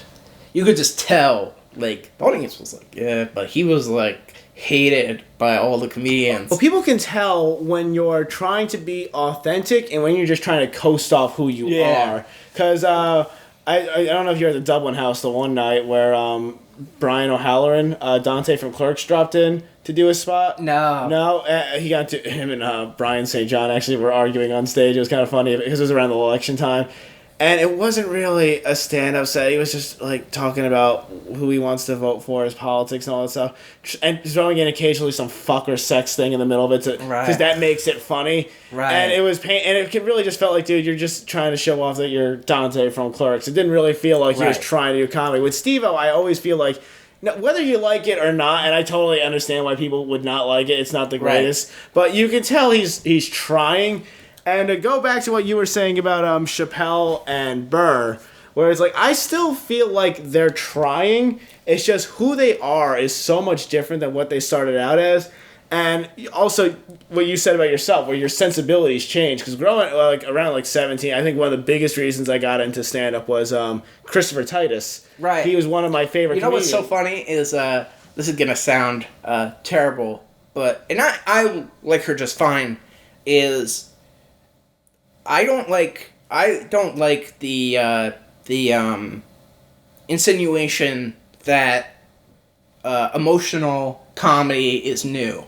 Oh, no, yeah, I think, like, when Annette came out, I was like, Christopher Titus was one of the first people that I thought Christopher of. Titus did. Christopher Titus. Neil Breen. Or no, Neil Breen. Neil Brennan. Neil Brennan did. Neil Breen. Such a different Neil. Before, one of my favorite specials, Richard Pryor, Live at Censorship. Yeah. It's just like, it's always Bo Burnham. There's always been people that have done the emotional route with it, and there's always been, that one-man show type of thing that people do. And to me, I hate, I guess the thing that I hate, and it's a comedy nerd thing, is when people are exposed to something that you've known about forever. Right. And they act like it's new. It's brand new. Right. It's like, no, I've been a fan of this for... Well, going back to what we were saying about normal people, is that they don't know comedy because we know the different kinds of comedy. Right. We know about, this emotional stuff. And that's why I try to be better about it. Right. I try to be, more... less judgmental and just be like, oh, this isn't for me. Right. Like, it doesn't mean it's bad. It's just not for me. And what I'll say about Christopher Titus is that I really was into him when I was younger, but as I've gotten older, it's just like, dude, I just want to do jokes. I don't want to feel. I don't want to feel. Yeah. So it's like I grew away, but I still look. I've rewatched his first special, Norman Rockwell's Bleeding. I've rewatched his show. It's still good shit. It's just not what I want to do because that was it was so influential on me growing up, but now it's like, okay, that is something that I'm not into, but I respect the fuck out of it. But as I've gotten older, it's like, look, I just want to laugh, have a good time, so my sensibilities start falling to where the comedy's just jokes, like the classic New York humor, where it's just like, dude, I'm just gonna tell a joke. Because with LA humors, there's such this underlying theme of, they also want to be an actor and they also want to be a storyteller. Right. But when you look compared to New York comedy, it's like so much like, dude, I'm just telling jokes. If I tell a story, it's gonna be fucking quick. We're getting in and out of this story because I got other things to get to. It's such like a different mindset between the two coasts. I don't know if you noticed it as you've gotten more exposed to comedy, but like East Coast and West Coast humor, they just feel so different. And then it's interesting to see the people in the middle who come from like other places, like their sense of humor, like where they fall. The thing I think that's so interesting is I like, even though it's tougher, is I like being in, I feel like in the tri-state area of like New Jersey to Philly is one of the better places to very different from each other. And also, like, I think what Boston, New Jersey, and Philly have in common is it's just a tougher way and place to do comedy. Attitude. It's like audience wise, it's like, you know what? I am grateful for starting out in, you'd think I'd be happy, like, with New York, like starting in maybe in places in New York or in Portland where it's more hipper and liberal and looser. Easier. But to me, with that, it's like people are already so sensitive down there, and I have an opinion on that type of whole debate. But to me, it's like I like that I started in New Jersey in this place because it's like it's also cool because it's like, oh, this guy can hang with the tough, like the people will be like, oh, tough crowds don't don't bother this kid, he'll be fine. Jersey is actually, honestly, Jersey makes you freaking tough. Like, it is. Jersey is actually a tough scene because I've done stand-up. Not mostly the comedians, like the comedians too, because it's a very roasty type of thing, but also the crowds just like it's such a because I remember, what was it, 5 years ago, me, Elzar, Sal Scotto, Dan Caprio, we were all in Philly, and the vibe of their humor was so different. This wasn't like this wasn't the first time. It was like this is when I started noticing the pattern. It was like they were such characters on stage. It was like such character driven, and then it's when a character bombs, you feel it. So they were doing character stuff, and it's an open mic, so it's like stuff. Oh. There's a lot of character stuff that's just not working. Right. And then me, Dan, Sal, Elazar, we all went up, and we all killed that night because it was quiet until the people from Jersey, and it was so weird because I was like, I don't feel like this week. This got a chuckle in New Brunswick last week, and you guys are fucking dying over it. And then New York, it's like, it's very hit and miss. Like sometimes you could have like the easygoing people that are just tourists, but then you get like the locals who are just like a little bit tougher. And then some people, it's like New York's got so much diversity that you have to really hone yourself. But with Jersey and Philly, it's like they have their set styles. Now Philly is changing. I don't know if it's because of COVID or it's just how it is now. Because the shows I've been doing in Philly, they've started to feel more like New Jersey almost, and it's really weird how different it is because back then it was like so cartoony and fun, and now it's like, oh, you guys are starting to feel tougher. But a lot of comedians now from Philly are coming over to Jersey because so many of the mics in Philly are getting shut down. So I don't know if it's just because of COVID or it's just they're changing. And then Delaware too is the raunchy. I've seen some guys from there come, and I've heard about going. It's so hard just wanting to go down to those places and be like, it's they're wild and you wouldn't think that, but it just might be just because there's nothing going on. Because Jersey, we have the shore, Pennsylvania, you have Philly, you have the Poconos, New York you have fucking the whole city, but Delaware is like, it's. What is Delaware? It's the state you drive through on the way to D.C. or on the way to Baltimore, Maryland. It's a drive-through state, so it's like they're just kind of wild and crazy there. And so we touched on Burr. I want to go back to Chappelle a little bit because you were saying is it because Chappelle was playing into, this is this comedy special the critics don't want you to see. Right, yeah. That's the only reason I disliked it. Oh, okay. So, I feel like that's more so the advertising. But also I feel like, that does go on him because that's what he wants. And, to me it's just like, I like it just done in a certain way. And I think... We're not drawing attention to, like, what an edgy person I am. Right. It's like, this is the material. This is, what I do. And to me, I just think, I think people have this sort of weird... I think people have, both, like, this weird, expectation of what stand-up should be, especially nowadays. And that's always going to change what people, think stand-up comedy is. But to me, I don't like the term truth teller when they're right. To me, it's like, I like jokes. Yes. And you can have, I think it's sort of viewed as, like, it's so weird to think, like, and maybe this sounds nerdy, but, like, to think as a, or corny maybe, but it's so weird to think, like, someone going on stage, I don't think someone, it's sad, but I don't think someone like Mitch Hedberg could make it today at all, because nobody likes, in the mainstream of, like, Netflix and YouTube and all the people that are popular, no one likes jokes. No one because here's cares about jokes. Right. No one wants to see someone like... we like to think, oh, Mitch Hedberg, he's brilliant, these one-liners. And they are. But that's not gonna... that's not what people are gonna want. So, to go back to this, because what made... we're comics, so we look for jokes. And the people who also look for jokes are... fans of comedy. Right. But a lot of normal people, they consider themselves fans of comedy, but they don't really like comedy. They like gimmicks. They like stories. I think also, it's kind of funny. It's like, it's like you have the comedy fans, and then you have, like, regular people. One of my biggest things that I hate is I hate journalists who cover comedy. Oh, they're and fucking there's worst. only one person that is great, and I want her to do stand-up, and she doesn't, but she's gone to, like, the Comedy Museum, which I didn't even know there was. Her name is Katie Mears, and she's fucking great. Her YouTube channel is great. Oh, did she post in the New Jersey Comedy Open Mics group one time? I think so, yeah. Okay, I might have seen her, because she's done, like, a lot of great videos and stuff, and she's great, and, she's worked, I don't know what she's done in comic clips, but she hasn't done stand-up ever. And I always feel like she should do it because it would give her a different perspective. It would give her a better understanding. Because there are some things that she does that I disagree with, and I'll be like... But it's not coming from a place of, the way like... that I always say is, like, whenever people critique her, I'm like, she's one of the good ones. Trust me. She's one of the good ones. Because it's not coming from a place of looking for a headline, it's just ignorance because she doesn't do it. The thing that also, like, I hate is with those people, even if they cover comedy... The thing that I dislike... Their perspective colors it so much. The perspective... And also, yeah, it's like... I don't want a person...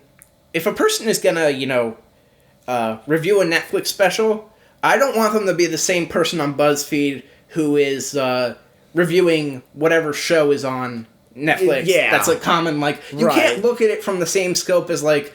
Oh, I'm gonna watch stand-up comedy as the same way I watch Breaking Bad. Right, because or the same way I watch The Mandalorian. It's like, no, it's stand-up. You should know... You should at least go in knowing stand-up. Right, but the people who were criticizing Chappelle for Sticks and Stones, they weren't criticizing it because of his writing. They weren't criticizing it because it was the subject matter that they were saying you shouldn't joke about. And to me, my thing, and it's like, who am I to, say this about Chappelle, is... I feel like this is a common thing that people think, like, especially younger, is, with him, how can you be so, I guess, woke on one issue and so, ignorant on another? Right. Because I know he's gotten in trouble for his trans comments. To me, it's like, that's the thing that's, like... Old guy, right? To me, it's like, old guy. It's like, I'm like, he does such this poignant, really, also really funny, but also really poignant stuff on race. And there's no intersection of, like, understanding that. And it's like, to me, it's like, I just, to me, it just doesn't seem, and, it's not me being, offended. It's me being like, if you're going to tell a trans joke, it has to be funny as hell. Well, I want him to put the same level of writing about race. You want to feel like trans stuff, but it's never gonna happen. Well, there's one thought on that is because he's not trans. So right, exactly. So much of the black material comes from the fact that he's black, but with right. the trans jokes, you want to feel like he really, looked into it to write the joke. He wrote this. He did one joke about it I thought was really good. Real quick, because what you were saying, like you want to feel like he dove into the joke, like he researched the joke before he wrote it. But when he tells it, and whether you find it funny or not, it feels like he intentionally didn't look into it so he can look at it from a place of ignorance, which could be funny. Can be funny, yeah. It's frustrating, I think. Especially for me, it's like... I get the contrast can be frustrating. Yeah, the way that I also look at it with Chappelle is like, I'm trying to look at, I'm trying to look at the world. It's like, what's funny is like, when I think of like, when I watch Burr and I watch Chappelle, I like watching them because it levels me down a little bit. Like, I always think like I'm too progressive and too like, preachy, and I don't want to ever be that, and, especially with comedy. Right, and they show you because I always feel like I'm like I have to like justify myself. I'm like I love like whenever I say that I don't want to come off as like this overly like woke baby who doesn't like. Well, I love Daniel Tosh. I love offensive comedy. Well, what's good about them is that because they're able to don't like the. Well, here I'll say this. I have such a mixed like. Right. I guess that's my only problem is I don't want to come off as like.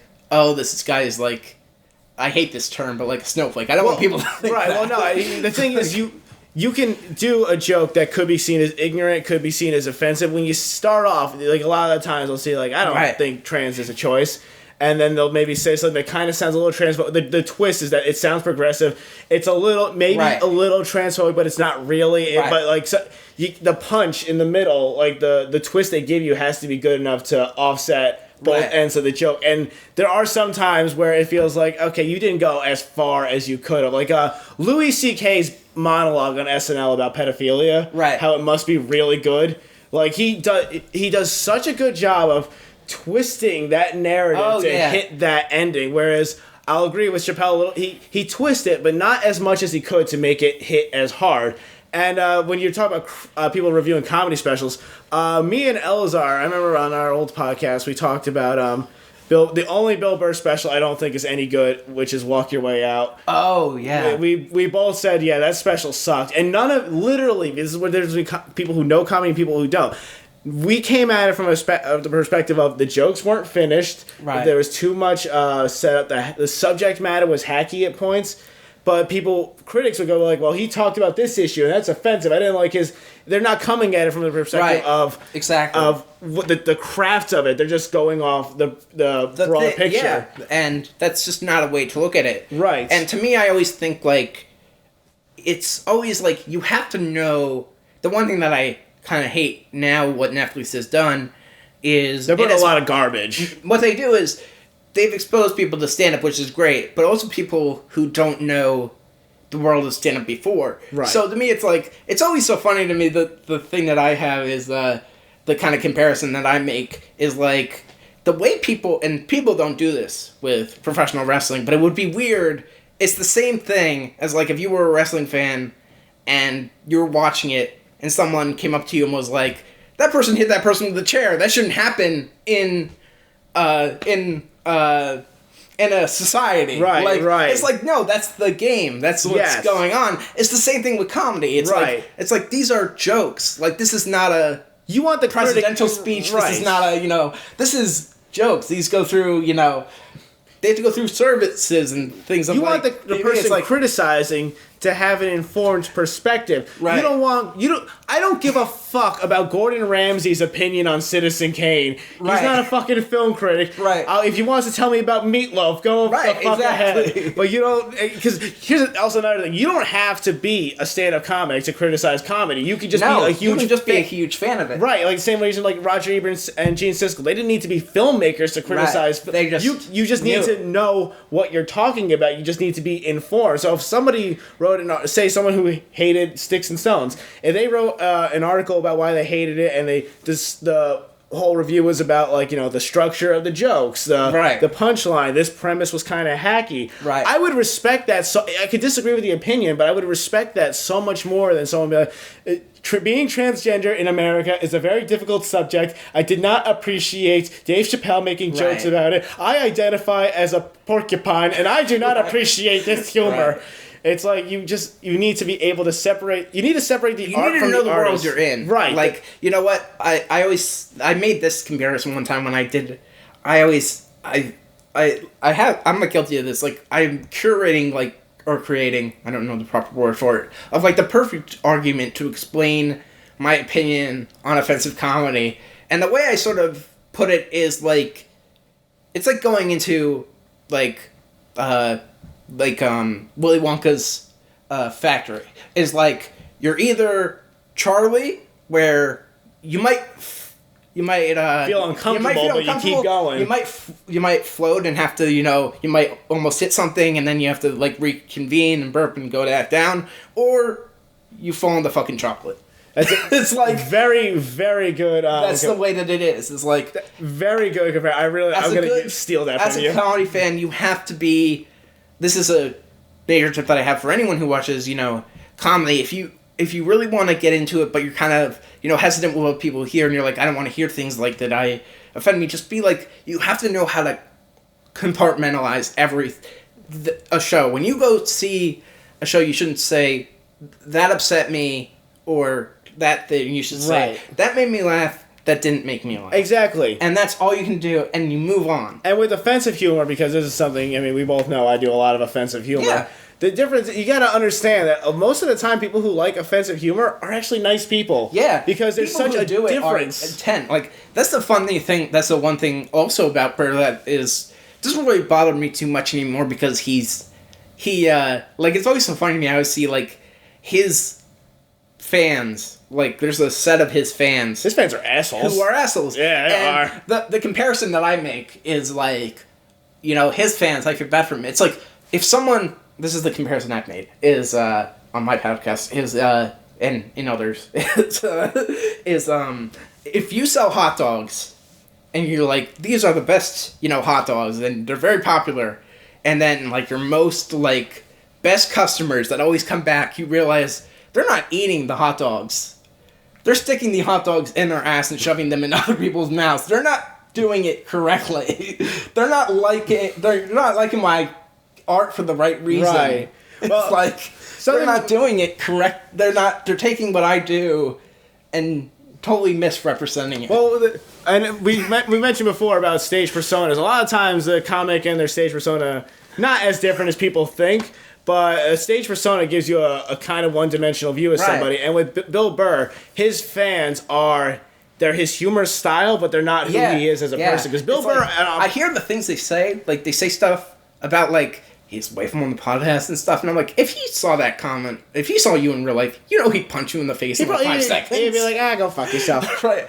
Because you listen to Burr on podcasts, he's a normal, nice, he's a nice dude. He's a nice dude. He's a classic guy. Like, I'll fuck with you. That's like, I bet if I met him and spent, like, time with him, he'd be like, fucking amazing. Yeah, he's like a ball buster, but that doesn't mean he's an asshole. He's just somebody who likes to kind of like, hey, look at you. Oh, get another daiquiri, you fairy. Just like he'll bust your balls, but it's not coming from a place of pure hate. So people think that because you do offensive humor or you have a messed up sense of humor, you're just a bad person. Mike DiStefano is a great example. Oh yeah, he's good too. His humor was just so raw, abrasive, offensive, but he was.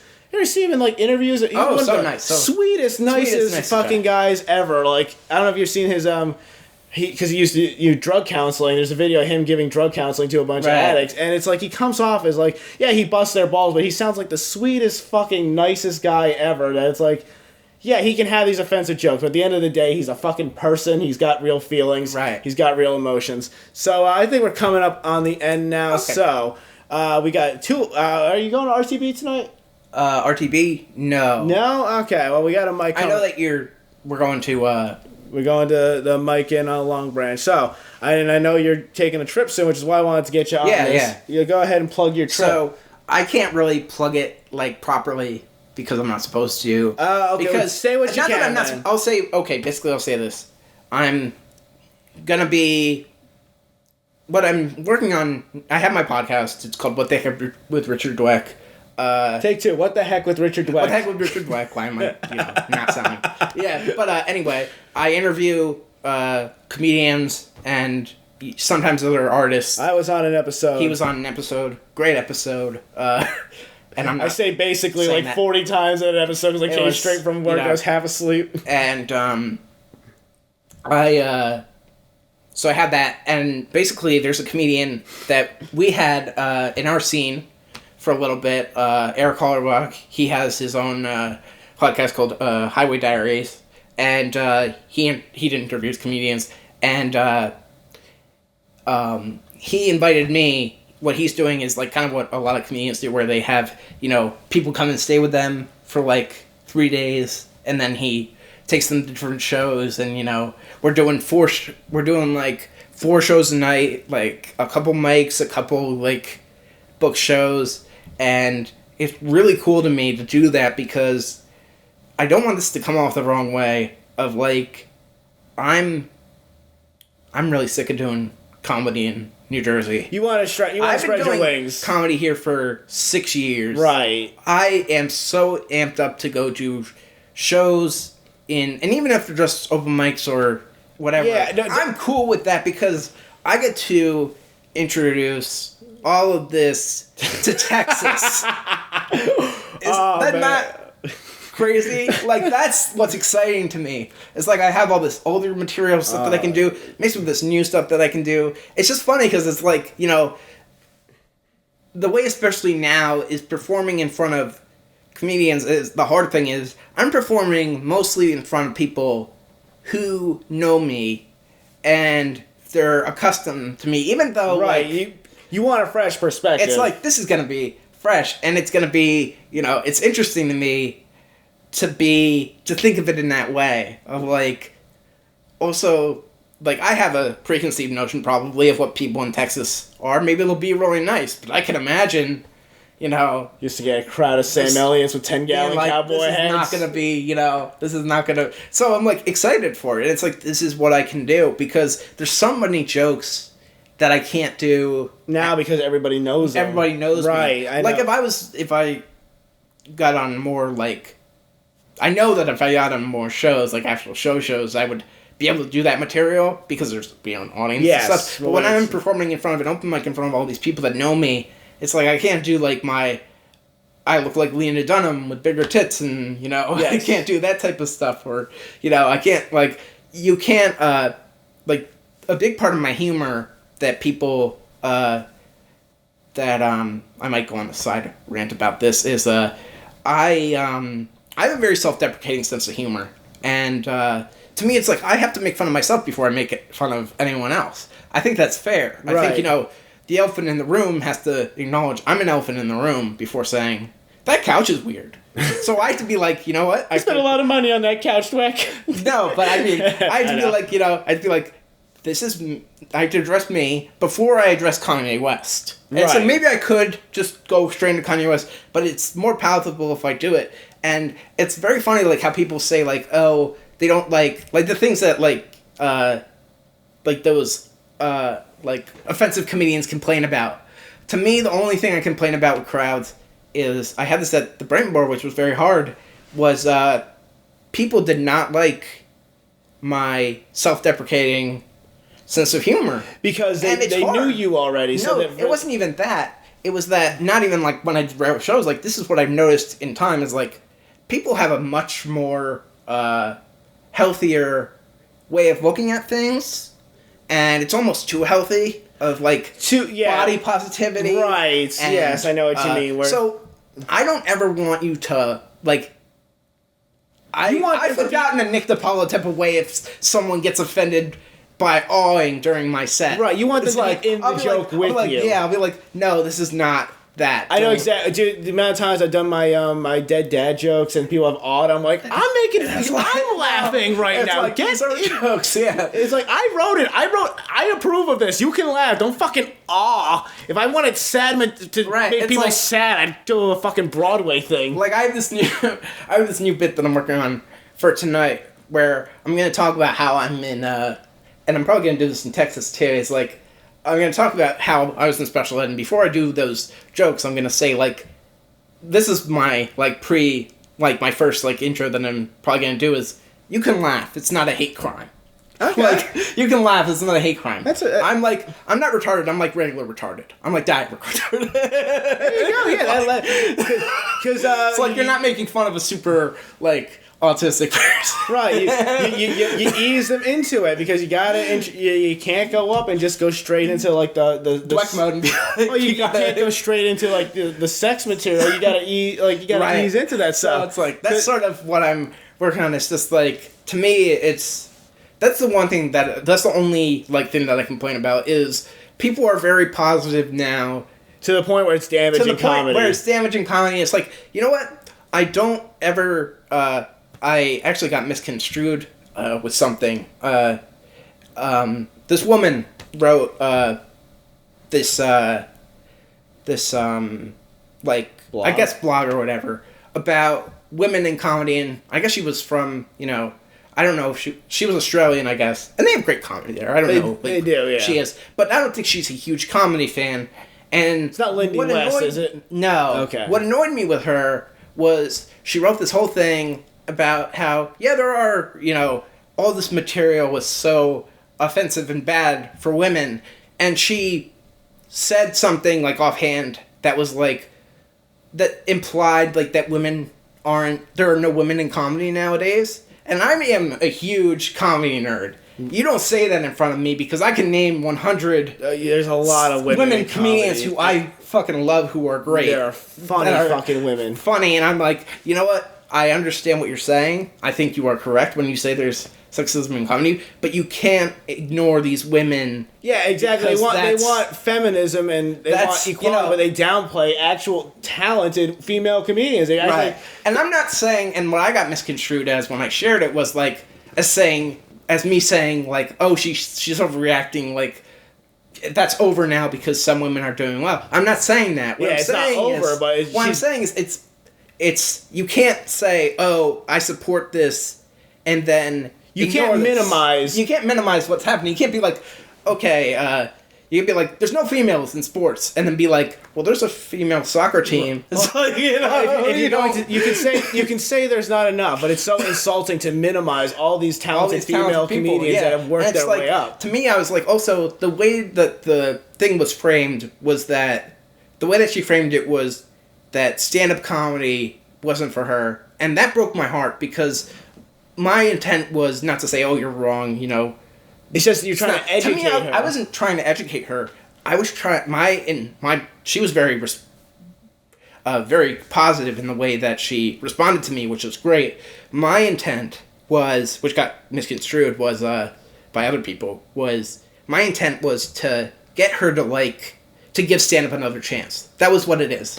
The name of the article, you can probably find it, was called "Sorry, Can't Take a Joke," and I guess with a title like that. And to me, I was just like, she was just decrying that American stand-up comedy was, bad, or she didn't like it. And to me, I was just like, that broke my heart. Like, it makes me sound like so sensitive, but that's like, it hurts to hear someone who doesn't right. And I don't want someone to think, like, the last thing I want someone to think is that all stand-up comedy is just punching down on women. You feel like they're hating the thing you love for the wrong reason. They're coming at it with like, oh, you just don't understand. Right. Not really so much. It's like saying, but I guess it's the same thing. It's like if you said like all artists, are, sexist and they punch down on women, it's like that just annoys the hell out of me because I don't want her to feel that way. It's kind of like I'm more sensitive. I'm like I want you to love this the same way I love this. Right. It's kind of like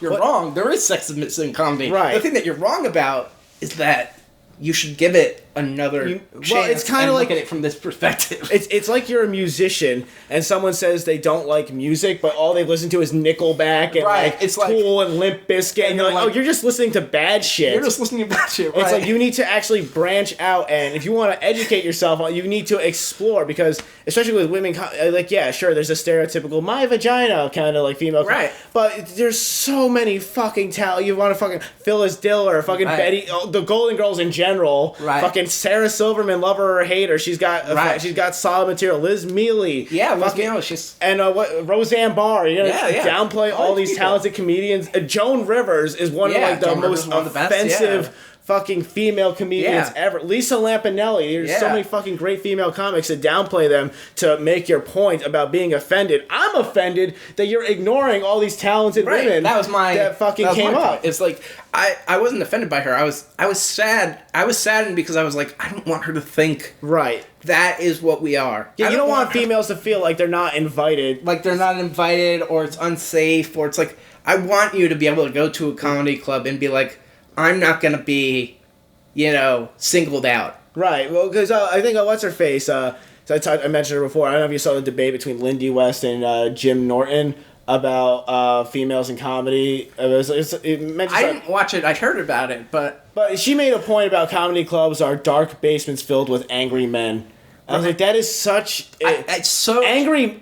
Who the fuck goes into a comedy club angry, first of all? Right. You want to say it's mostly men, sure, you can make an argument there. Angry? You are oversimplifying this to fit your askew narrative. Right. To make... I think it's also... The way that I think about it is, I don't want...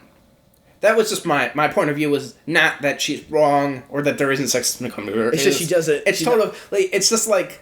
I don't want you to think that's what we do. Right. I don't want you to think that's what that all comedy, if you say all comedy, in which you said basically, all comedy is punching down on women, I have to tell you, you're wrong. And I'm not telling you you're wrong in a way of like, oh, you're wrong, sexism doesn't exist. The way I'm saying you're a dumb broad, what do you know? Get back in the kitchen and make me a sandwich. What I'm saying is, check out this list of, I gave her like 5 female comedians. I told her about there's a new documentary out, I haven't watched it yet, on FX, called Hysterical, that's about women in stand-up comedy. Oh, I never heard of this. That sounds cool. It's really interesting. I'm interested to hear, like, if Bill Burr will speak on it or anything, because I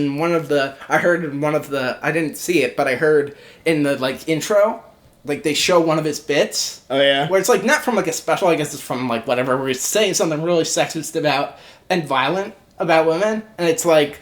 And then it, like, shows them... And it just has so many different people, like, comedians just talking about, their experience. And I was just like, that documentary is out now. There's so much stuff out. And it's like, I don't like this skewed narrative that there's no women in comedy. Right. Because... And also this narrative that women are inherently not invited, right? Or should not do comedy. It's like everyone's invited. It's just one of those things that males gravitate more towards. But so many of the jokes against women that I've heard are from like husbands, and they're making fun of their wives. And half the time, the husband is making fun of himself for reacting to his wife's like normal wife behavior. It's more sometimes the joke is that the guy can't deal with the classic roles that he's expected to fulfill as a husband, and he's making his wife or his partner the bad guy in the joke, not to victimize women or to play down women. It's because it's to highlight his own shortcomings, or just maybe her shortcomings as a person, not as a fucking gender or as a fucking whatever role. It's always so funny to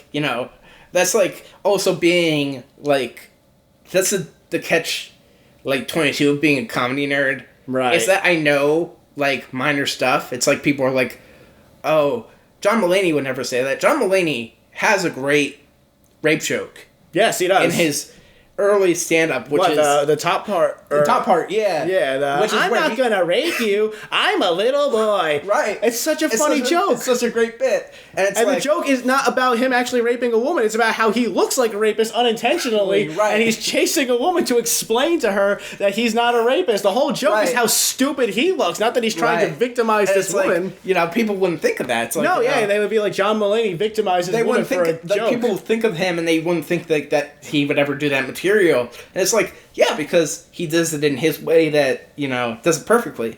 And to me, it's like, I always think, that's the way. It's like, you can't look at, that's the hardest thing, I think, is, being what you are. And that's what I hate. I hate people who, I think that's the one thing that I hate about these people that are doing the overly advertising themselves as edgy, is... Feels like you're advertising a brand. They portray themselves as victims. There's that too, yeah. It's like, oh, no one wants to listen to a straight white guy. It's like, I listen to tons of straight white guys. Yeah, I comedians. can't stand that it's shit. It's like, that's not the reason why you are. Yeah, no, God. Anytime a straight white guy wants to act like a victim, like, oh, I think the world can't fucking, what's his face? Even though I think he's got a couple good songs. Tom McDonald. Oh, yeah. That song, My brother loves him. He's got a couple good songs, but his lyrics are corny as shit. And that song, White Boy, it's just the most fucking white-splaining fucking thing ever. The thing that annoys me about that is, I'm a pretty, like, if people know me, I'm a pretty political person, is none of the stuff that he talks about, like, as a political rapper... is happening. It's all stuff that he'll see on Twitter. Nothing is actual political stuff. Like, if there was a comedian, if there was a rapper that actually talked about stuff going on, like, you had that. You had that in music with, like, you had that with Green Day when they would talk about Bush and stuff. Oh, yeah, dude. American Idiot was all that. Deep. They went deep into it. With him, it's not even, like, the thing that's funny to me is, first off, that dude is Canadian. Yes. Second off, that dude... God, real quick, in one song, he's like, we all grew up watching South Park. His Canadian accent came in so strong on the South. I was like, there it is. Now, and he's like, and also, I'm like, he's not the thing that's, I think is interesting to me, that I sort of also kind of like, am easier on him is because he's not conservative. He's a middle ground guy. Right. So it's interesting to, like, I like hearing that perspective, because to me, I'm like, that's important. Right, it's just, with him, it's like the issues he's tackling, or like, these are... But to me, I'm like, these are not actual issues. Right, or he's oversimplifying it. The one thing I would love to hear him, as being someone from Canada, make a song about why universal healthcare is not good. Right. Like, make a song about that. That's like something interesting. Like, I don't know if you heard his song "Dear Rappers." I think that's actually a good song. That one's good when he goes off on the SoundCloud guys and stuff. And he's talking about, like, oh, just because you do drugs that doesn't mean you're famous, or that doesn't mean you're talented. Right. Like, stuff like that, I'm interested in. But when you're making a song. Or when you're even beyond a song, like, say, same thing with Adam Carolla did. When you're addressing the vocal minority on Twitter, it's like, dude, you're talking to a brick wall. Right.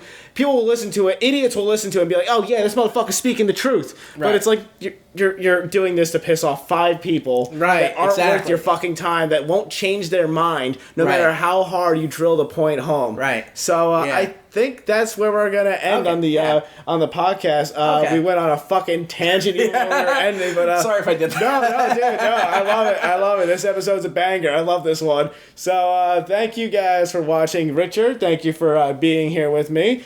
This is my place, so I get to kick you out, but I'm going with you to the open mic in Long Branch. So, Richard, What the Heck with Richard Dweck?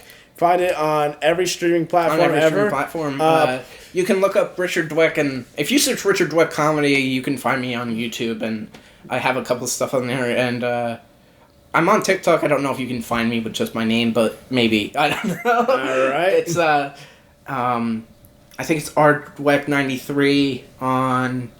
Instagram is my regular comedy Instagram. My Twitter, it's Richard Dweck Comedy, or at Richard Dweck CO1, and that's it. So. Okay, and you can find me social media. Everything is at VJ Preziosi Comedy. Obviously, this is on Spotify and every ever. And I have a show coming up in Bensalem, Pennsylvania, on March 4th, or no, not March, Jesus Christ, May 12th at Maltese Room, Comedy on the Crick. It's going to be a good time, so check it out. Thank you guys for watching. Thank you for being here, Richard. We're going to head to an open mic now, so take care.